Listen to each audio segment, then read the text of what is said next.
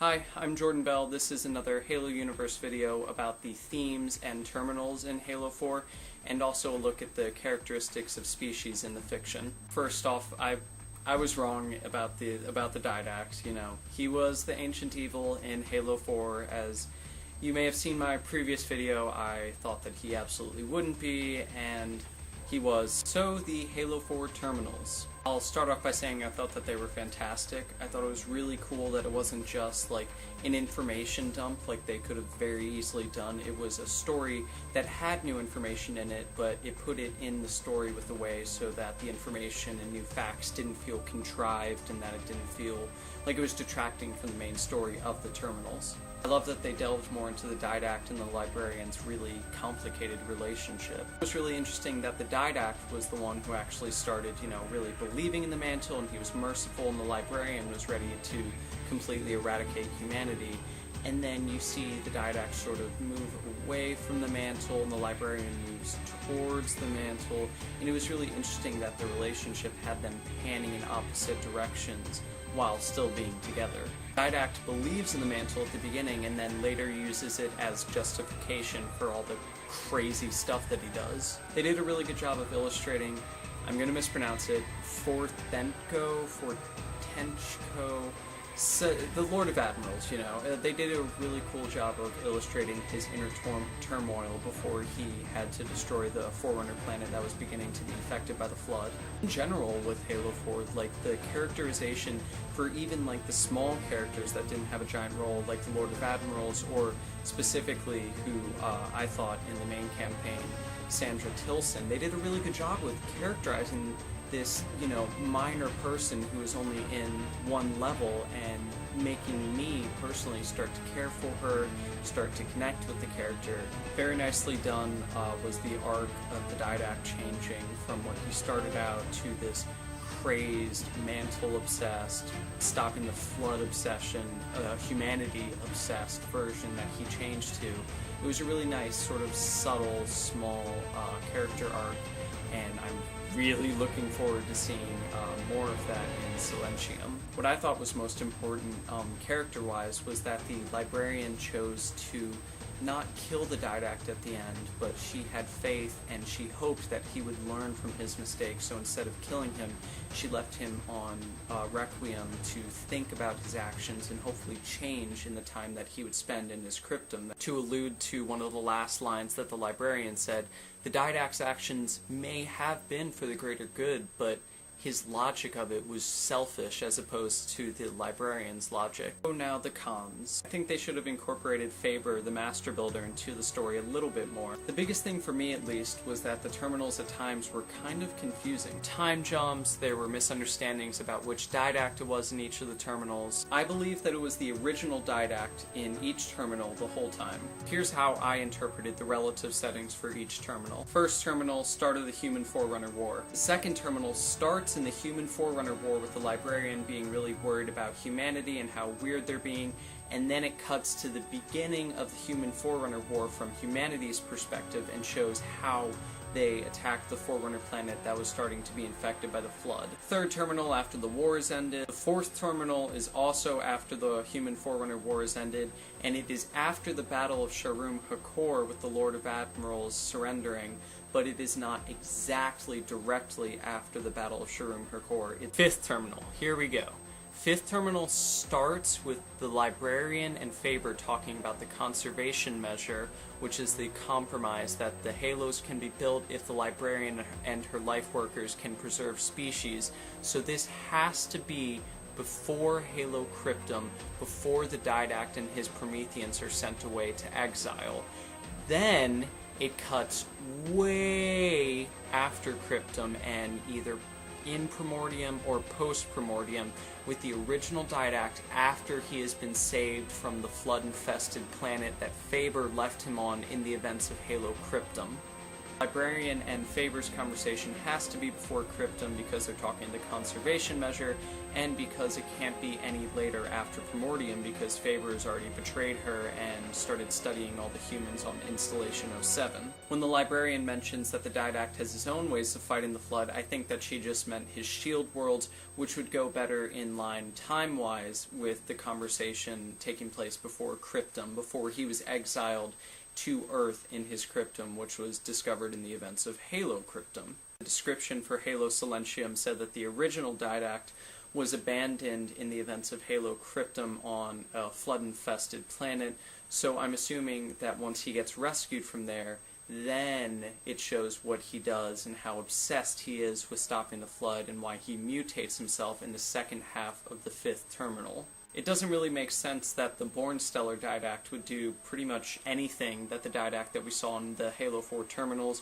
or even the Halo 4 campaign. 6th terminal is during the Forerunner Flood War, but after Primordium, and I don't think that the Halo ring that the Didact uses the Composer on is Installation 07, since it's after Primordium. 7th terminal is during the Forerunner Flood War, presumably near the end of it. Ultimately, it works both ways, so that if you haven't read any of the fiction, the terminals tell this very linear, cohesive story, but if you have read all the fiction, you know all the time jumps and you can understand this and this and this. The last thing about the terminals isn't really more of a problem that I have with them, but more of a concern. The terminals and in the game, there was absolutely no mention of the precursors. There have been a few theories that the Librarian's line about, I'm preparing you, Chief, for something, and then she gets cut off.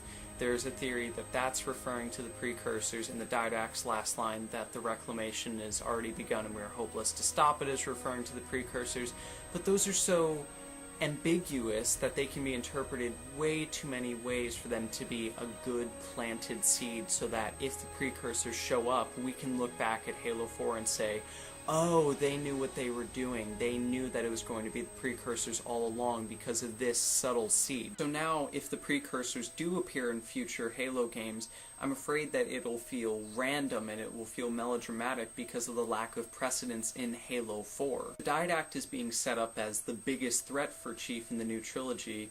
Why bring in something even bigger? Why not just bring them into Halo 4 to start them off there? It's odd because I know that 343 are really, really good storytellers. They know how to plant good hidden seeds. They've done that with Cryptum and Primordium. They've had this huge story for Halo planned out for years, so they know what they're doing. They know what to do to make the story feel right.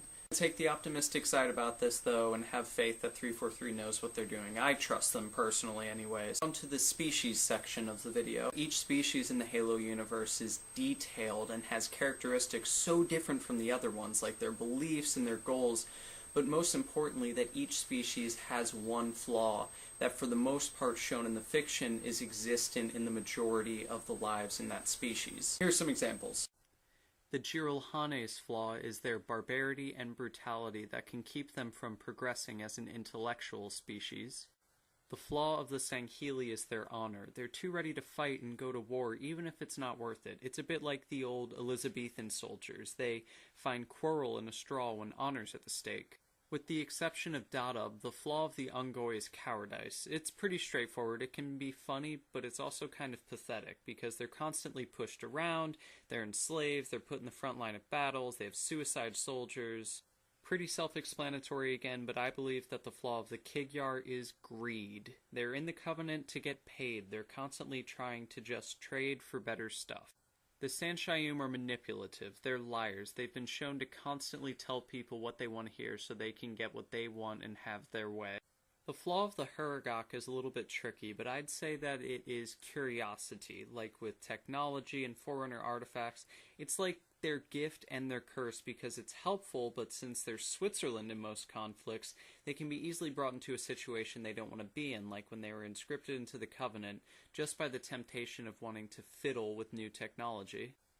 I'd say for the Forerunners, the flaw existent in nearly all of them is that they have to be in control, they have to be in charge. They're so ready to take responsibility for everything that this may lead to unfavorable outcomes that they can't see.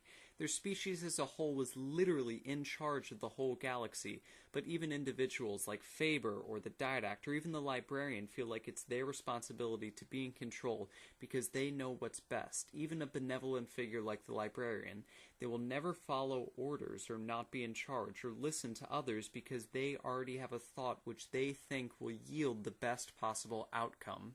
Humans, in my opinion, in the Halo fiction, their fatal flaw is selfishness. Also the Yanmei and the Legolo, but I'd personally like some more details about them before I really delve into them. It also depends on how much this flaw affects an individual's character, which leads me to the final section. One of the really cool new themes of the new Halo story is whether to judge a species by a group, or by the majority, or even by an individual. Should we judge humanity by Oni, or should we judge the Forerunners by the Didact? Both of those end up with a negative connotation, yet one is being judged by a group, and one is being judged by an individual standpoint. Should we judge humanity by Master Chief? Should we judge the Forerunners by Lifeworkers? Near the end of Halo 4's story, the Didact, a character that judges all of humanity based on the group that he fought 100,000 years ago in the Human Forerunner War, amongst other things about him, like his obsession with the mantle, and that he believes that the mantle says that only one species can be in charge of everyone, therefore humanity can't be in charge because they suck at being in charge. That's another story. That is your flawed opinion, Didact. He's watching this. Anyway, at the end of the Halo 4 story, the Didact says to Cortana, "Your compassion for mankind is misplaced." Cortana, being incredible as usual, says, "I'm not doing this for mankind." Cortana is not choosing to judge humanity, but choosing to judge Chief and fight for Chief, because she does not believe in anything else at that moment but helping Master Chief. Whereas the Didact is ready to completely compose all of humanity, because he's judging the entire species. These are the things that make good stories great. Subtle themes that fit seamlessly into the story and that aren't didactic. I think it's great when themes and specifically Halo connect with stuff that's going on in the real world. How we could judge a political party by its radicals, believing in racial stereotypes. List goes on, but you really get a stronger appreciation for Halo's story when you realize how deep and detailed and complex it really is. When you take the time to think about the words being said by the characters, or their actions, or the events going on in the story, you unearth this beautiful meaning or this beautiful theme that gives you a truly strong connection to Halo. I'm really interested to hear what you all think. That's it for this video. I'm definitely going to try and do another video around when Silentium comes out. Hopefully there won't be a delay. I know that there was a giant delay between this one and my last one. High school, junior year. And just like I said in my previous videos, thank you all so much for watching this and commenting and talking to me. It's awesome. It is just awesome and I love doing this. So again, thank you so much.